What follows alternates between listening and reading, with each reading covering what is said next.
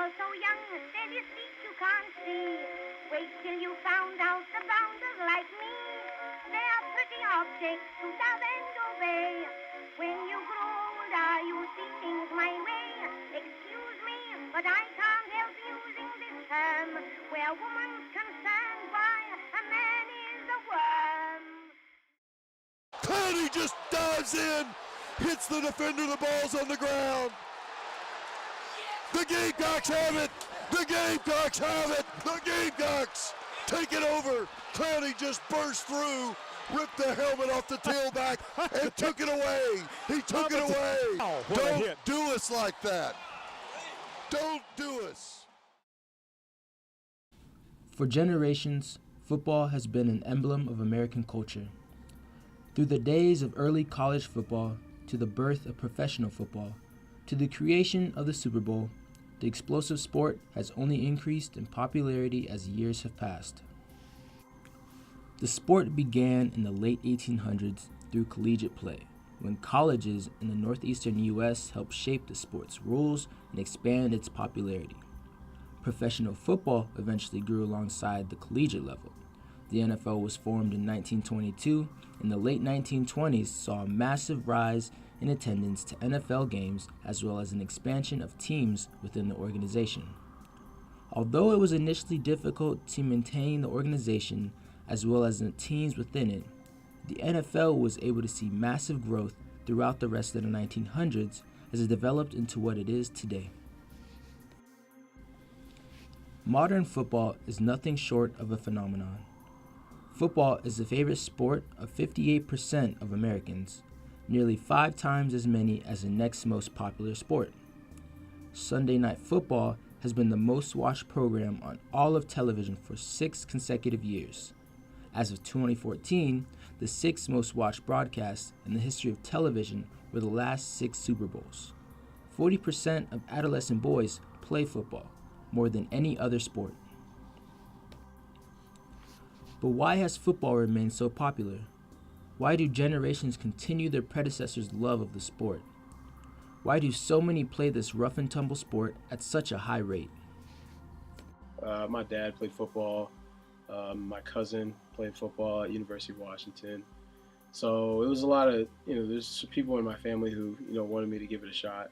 Really wasn't into sports that much. Was really into other things. But the sports was pretty wide open. I think just because my dad played so many sports, it was just why not give it a shot? It was something that I've been surrounded by for as long as I can remember. Just watching my brother play football and hearing about my dad and his love for the sport as well is something that really just kind of probably influenced me a little bit early, and then just my interest in the sport and me just building a passion for it. I think my main thing, my dad just wanted me to do something productive. So if that was something, if I had some other passion that I could prove to him was going to be productive towards me, and it just so happened to not be athletic, then I think he'd be more willing to understand that and accept that. Fathers, brothers, uncles. To many, football is a family tradition passed through generations of men. Female football players are rather hard to come by, and women's football leagues are exceedingly rare. Football seems like a boys' club. When thinking about it, one word may come to the average person's mind: masculinity. But masculinity has different definitions to different people. I think it's something that someone gets when they feel as though they're, dominant, or feel as though they're, a lot of a sense of pride. I think the feeling of masculinity is something that you feel when you just feel like you're almost better than everyone. I think it's an adjective that kind of is an overhead title for certain traits that would categorize an individual, preferably a male, to be maybe what society sees as like an authority figure, or the dominant being, or maybe a little bit over the social norm of aggressive than usual, or testosterone driven. Masculinity is kind of like, I don't know, like a rough, like tougher, I guess, adjective. I guess it could be more associated with the male attributes, I guess. It isn't hard to see how football may embody masculinity in our culture. This has been demonstrated even since the earliest days of the sport, with the popularity of mass plays in the early 1900s, where an entire team would move as a unit against the opposing side. These were the cause of 149 serious injuries and 18 deaths in the 1905 collegiate season. This was only the beginning of a culture of violence and rough play that is still the foundation of the sport today. The average college football player is just over 6 feet tall and well over 200 pounds, a physical model of the image of toughness and strength that we associate with the sport, and most of the football that we see in the media shows just this: hard hits, big plays, and other images that lead viewers to perceive a strong association between masculine themes and football. It is often said that society pressures men to hide their feelings and put up a facade of toughness. To many, a man putting his emotions on display is a sign of weakness or femininity. Many men will do anything to avoid being seen as soft or weak because of the ridicule they'd face if they showed their true feelings. In a society dominated by men, in which women are often subjugated, it is a taboo for men to show traits that people traditionally associate with women. Around a sport like football, with which aggression and toughness go hand in hand, this pressure to be strong may be amplified. Society is dominated by men, but most football teams are entirely men. Showing traits associated with femininity could be even more off limits. Does the atmosphere of football come with a pressure to appear masculine? Do football players notice this culture, and does it impact them? There's a lot of traits attached to football that are opportunities for one to demonstrate masculinity or unconsciously engage in acts of masculinity. I think there's almost everything about it is masculine in a sense. It's often said and it's often proven that the more aggressive you are playing it, the more successful you are at reaching the objective of that sport. And there's not too many times where the opposite of masculinity is demonstrated in order to achieve success in football. I can tell you from my experience from playing football at a young age, I think that it was definitely a pressure to appear masculine. And I think that, throughout high school, you have, just like any other student would feel peer pressure, to feel cool or feel accepted. That's how you kind of felt when you were on the football team. I want to say here it's different, where you can almost be yourself in any sort of way, shape, or form. There's definitely a little bit of a discrepancy in between like how you act like on the field versus how you are just with like regular everyday people. Just based off the sport, you always I guess you just want to seem like tougher because you don't want your opponent to think they can overpower you and beat you. Well, there's being dominant, which is I think is another term that a lot of people associate with being masculine. It's being dominant. A lot of times, whoever is the more dominant one in a football game or in a certain intricate match that plays a part of that game will succeed. Those who love the sport are comfortable pointing out that masculinity associated with football, but that masculine culture may be more complex than one may assume. Despite the media portrayal of football as a manly sport, there seems to be a growing change in what is required to play the sport, particularly to those unfamiliar with the dynamics of football teams and those who aren't team members. It is all too easy to accept stereotypical ideas about football without even thinking about it. Double wing back to the right from an unbalanced line. A man in motion. The halfback's got it off tackle, and he's smeared for a 9-yard loss. What a dumb quarterback. The image of the average jock and the perceptions of locker room culture that fill the media surrounding football aren't hard to buy into on the surface. Throughout history, football has been portrayed as masculine and it is clear that there is still a pressure to appear so within the sport, but players are beginning to say that it is not the sport it used to be. I think before, maybe in earlier stages of football, it was kind of like, the assertive or aggressive sport. But the game has changed so much now, especially nowadays where we see players are coming out as gay, and people are starting to be more accepting and be more, I want to say, helpful around their communities. People supporting, different awarenesses, breast cancer, things like that. So I think the sport now has been more so of an outreach more than it is of a just an accepting thing where you have to be masculine in order to take that.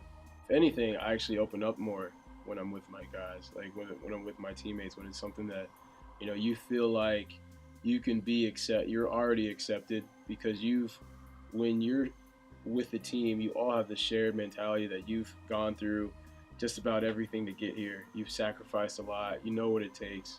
And so you guys all share a different bond. I think football is about, being dominant. It's about being physical. It definitely is about being aggressive. But of course, those aren't the only traits as well. It's about there is some aspects where you have to be patient, and some aspects where you really have to be mature, be the bigger person, and then just be smart too, and really just use your brain. So it's not completely and entirely barbaric, I don't think it's that. I think that when someone doesn't necessarily, reach out or feel like as though they have enough information on something, then they start to, stereotype and generalize that. And I mean, you're around guys who are 6'5", 6'6", definitely over the weight capacity. So, when you see that, you definitely like to make a lot of stereotypes and generalizations, and I think anyone would from the outside looking in. Those who spend time around the sport are quick to point out how football has changed and evolved tremendously over the years, becoming a more welcoming and accepting environment where more people can play the game. Though the athletes themselves may have a bias towards the sport, their claims are largely accurate. For millennia, homosexuality has been seen as an ultimate taboo, a sin, a betrayal of man's masculine side. The pressure towards heterosexuality comes from the same societal norms as the pressure against men showing emotion. Society often sees gay men as weak, girl-like, and unable to play sports like straight men. Pantry, 2 miles down the hill. Karen, the gays don't catch. It is no surprise that masculine football culture has displayed the same homophobia in the past. Football played an enormous part in defining my personality and what I took value in. To have any sort of non-heterosexual thoughts was, that just wasn't allowed in my mind. The way that gay was communicated to me was bad, weak, incapable. However, the traditional, widespread homophobia in the sport has improved greatly in the past few decades, especially by the increasing culture of acceptance in younger generations as well as gay role models in football. As far as an openly gay player playing here at Dartmouth, I actually think they would be accepted. I think they'd be accepted. Coach T and the rest of our staff they really try their best, and they're really redundant and they persevere in terms of just being open and accepting to all types of facets of life. I think they would be received with open arms. We come from a place where our team is very diversified. There's people from all aspects of life, and we have just so much. I think this campus just has just a generally just accepting body. Everybody is in that locker room, and everybody's in that group or on that football team for a certain goal, And as long as some of our goals align, or whoever that is, if their goals align with that main goal, which is to win a championship, then I think we could put everything else aside, and I think the team is willing to do that. Kind of bringing in someone's sexual orientation is kind of irrelevant, I feel like, in this context. of winning, because I feel like it doesn't really have anything to do with how good of a football player you could be. I'm Michael Sam. I'm a football player, and I'm gay. Chris, Michael Sam expected to be picked pretty high up in the draft. That's right, George. Between the 3rd and the 5th round, say our draft experts. He led his team to a Cotton Bowl victory, and now Michael Sam is leading the way to a landmark moment in American sports. In the NFL, Michael Sam drafted by the St. Louis Rams, becoming the first openly gay player ever drafted. There is the emotional moment when he got the word with his boyfriend. Just 20 years ago, it would have been unimaginable for a high-profile college football player to come out as gay. It would have been even more unthinkable for him to get drafted to play in the NFL. Just as society has changed to be more accepting of different lifestyles, so has football.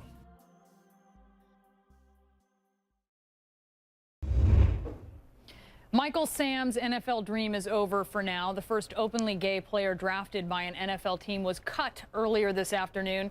Do you think the NFL wanted you to be drafted? That's a question that I can't answer. I have no idea. Miami Dolphins wide receiver Mike Wallace and his team now apologizing after tweeting he couldn't understand NBA player Jason Collins' homosexuality. Wallace tweeting after Collins' historic announcement, quote, "All these beautiful women in the world and guys want to mess with other guys?" TMZ releasing this tape of Baltimore Ravens player Ray Rice brutally knocking out his then-fiancée Janae Palmer, dragging her limp body from an Atlantic City casino elevator this February. News broke last weekend of Dolphins star Richie Incognito allegedly bullying teammate Jonathan Martin, leaving racially charged text messages and voicemails. And he came on the team, and he kind of tests people. He tries to test you to see if you have enough manhood, if you have enough testosterone to put that line in the dirt. The Fort Lauderdale Sun-Sentinel reports Dolphins coaches asked Incognito to toughen up Martin after Martin missed a voluntary workout last year. Devin Funchess has seemed to really embrace the physicality of his routes and getting those extra yards. Does that give you a little bit of an enjoyment to see him kind of truck sticking people out there? It's funny to hear a female talk about routes. It's funny. Though football has come a long way, we are reminded every day of how far there is to go. Domestic violence, casual sexism, and homophobic slurs occur on a regular basis in football leagues. Aggression has been a part of the sport since its beginning, and the two may be inseparable. It is upon the players, coaches, and fans to continue to change the sport's culture into something more respectable and accepting. Though some worry about the future of football through current concerns over its impact on players' health, the fact remains that it's America's favorite sport. It is not going anywhere. Americans will continue to watch football, and many boys will continue to play it. What lessons do people learn from football? What does it teach America's youth about society? Football players on and off the field could be teaching boys an inherent toughness and girls an inherent inferiority. If America's favorite sport is going to be good for America, it has to change. One can only hope that it's on the right path.